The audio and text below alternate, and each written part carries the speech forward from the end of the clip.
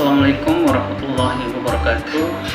Baik, perkenalkan nama saya Animan Inai dengan NIM 2022-67056. Jurusan Akuntansi, Fakultas Ekonomi dan Bisnis, Universitas Papua. Ya, baik, di sini saya akan mempresentasikan hasil tugas saya. Ya baik, di sini kita akan membahas terkait mendemonstrasi. Di sini kita akan membahas terkait dengan bagaimana mendemonstrasikan sampling audit dalam pengujian substantif. Ya, langsung saja kita masuk pada pembahasannya. Di sini ada latar belakang. Apa itu latar belakang?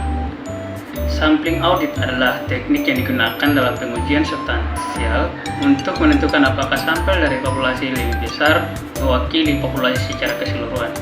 Ini melibatkan memilih sampel acak dari populasi dan mengujinya untuk menentukan apakah mereka mewakili populasi secara keseluruhan.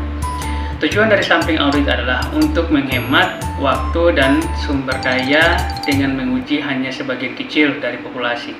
Sementara itu, masih memastikan bahwa hasilnya akurat dan dapat diandalkan. Nah, kemudian pada pengujian substansial, tujuan utama adalah untuk menentukan apakah ada perbedaan yang signifikan antara dua atau lebih kelompok. Ini melibatkan membandingkan hasil pengujian dari kelompok yang berbeda untuk menentukan apakah ada perbedaan yang signifikan yang dapat diatribusikan ke faktor yang sudah diuji.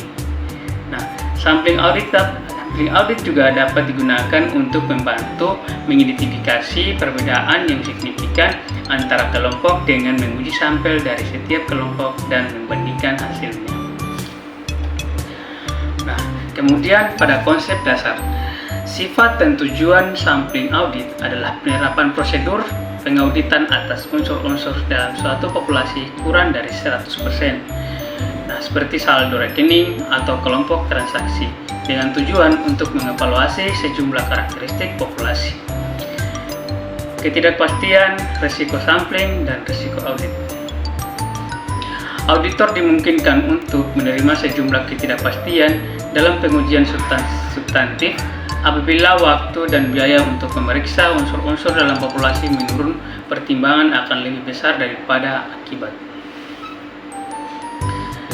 Nah, kemudian di sini sampling probabilitas proporsional dengan ukuran atau biasa disebut dengan sampling PPU adalah suatu pendekatan yang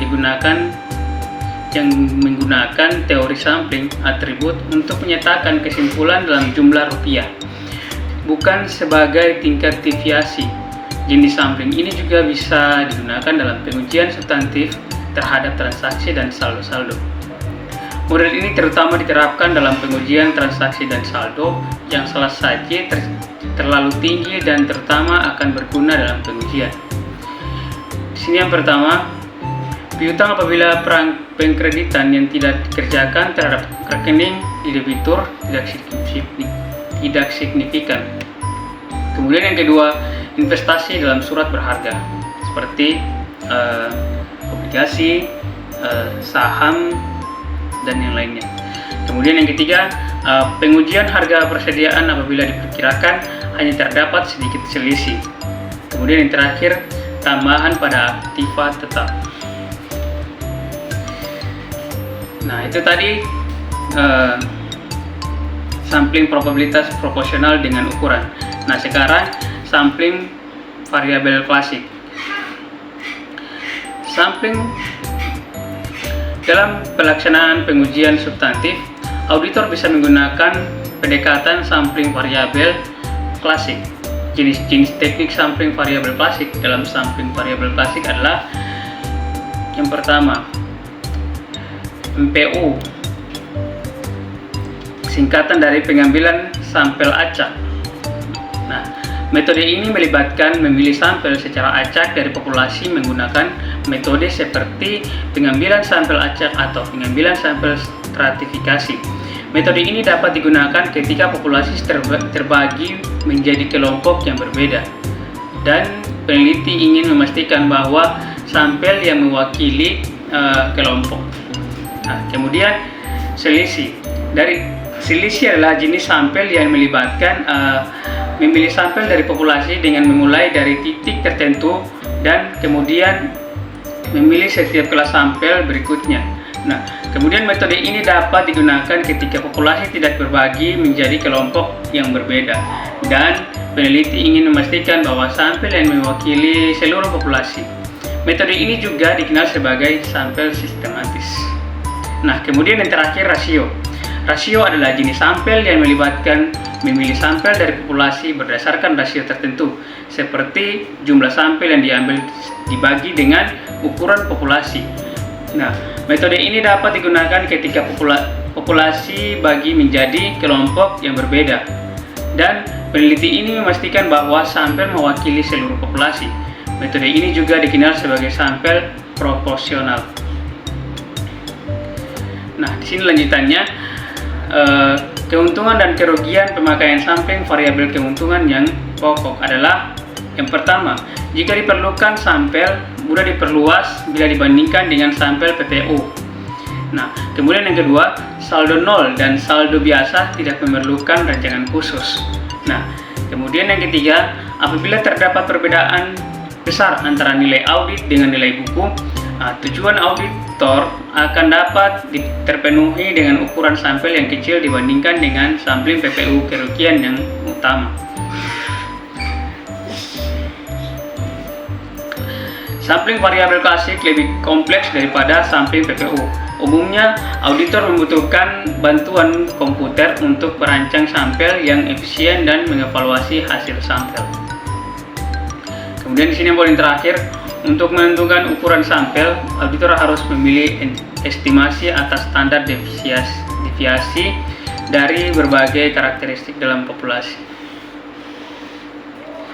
Nah, kemudian yang berikut ada sampling non-statistik dalam pengujian substantif. Di sini yang dimaksud menentukan ukuran sampel. Pertimbangan yang cermat sangat diperlukan dalam perencanaan sampel agar capai sampel yang efisien dan efektif. Evaluasi sampel, ada dua metode yang lazim yang sering digunakan untuk memproyeksi salah saji dalam sampling non-statistik.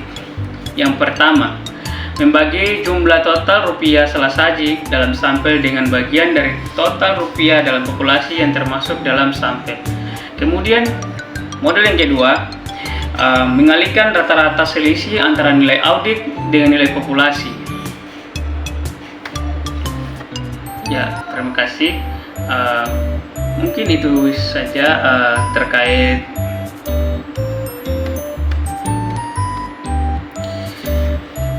bagaimana mendemonstrasikan sampling audit dalam pengujian substantif. Mungkin itu saja yang bisa saya sampaikan dan bisa saya jelaskan sedikit tentang materi kali ini. Mungkin itu saja saya akhiri, kurang dan lebihnya mohon dimaafkan. Assalamualaikum warahmatullahi wabarakatuh.